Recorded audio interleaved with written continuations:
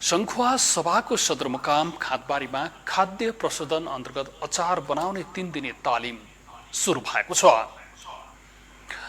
राष्ट्रिय कृषि आधुनिकीकरण कार्यक्रम कार्यान्वयन इकाइ सङ्खुवा सभाको आयोजनामा 3 दिने तालिम शनिबारदेखि सुरु भएको हो। तालिमको एक कार्यक्रमका बीच खादबारी नगरपालिकाका मेयर महेश थपलियाले उद्घाटन गर्नुभएको हो। प्रमुख अतिथि मेयर थपलियाले यो तालिमपछि व्यवसायीहरूले अचारमा सङ्खुवा सभाको छुट्टै पहिचान दिन सक्ने गरी बनाउनु पर्ने बताउनुभयो। पहिला यो गाडेको अचार होइन, अमिलो अचारले चाहिँ शरीरलाई चाहिँ हानिकारक पुर्याउँछ। विशेष गरी शरीरलाई बेफाइदा चाहिँ पुर्याउँछ। ग्यास्ट्रिक, क्यान्सर, अल्सरहरू हुन्छ। राष्ट्रिय कृषि आधुनिकीकरण कार्यक्रम कार्यान्वयन इकाइ सङ्खुवा सभाका कार्यालय प्रमुख नवराज गुरुङले चालु आर्थिक वर्षभित्र खाद्य प्रशोधन सम्बन्धी कार्यक्रम अन्तर्गत व्यावसायिक रूपमा कसरी अचार बनाउने गर्ने र कृषकलाई आत्मनिर्भर बन्न सकोस् भन्ने उद्देश्यले तालिमको आयोजना गरिएको बताउनुभयो।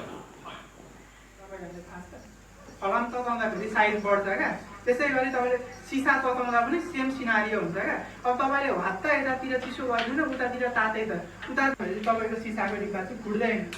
तर तपाईँले होइन मलाई हतार छ भनेर चाहिँ अब तातो सिसालाई सट्टै सेलाउनु भयो भने त्यसरी चर्किन्छ।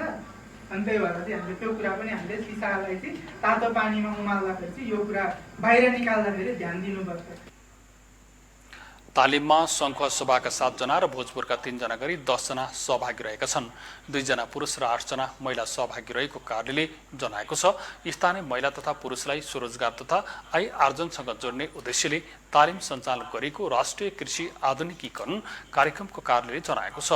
तालिममा आँप, कागती, खुर्सानी, मुला, गाजर र सिमी लगायत विभिन्न प्रकारको अचार बनाउने विधि, सरसफाई, प्याकेजिङ तथा बजारीकरण सम्बन्धी जानकारी प्रदान गरिने जनाएको छ। प्रशिक्षकहरूले घरेलु सिपलाई व्यावसायिक रूपमा विस्तार गर्न सकिने सम्भावनाबारे समेत प्रशिक्षण दिने बताइएको छ। शनिबारदेखि सुरु भएको तालिम सोमबार समापन हुने कार्यालयले जनाएको छ।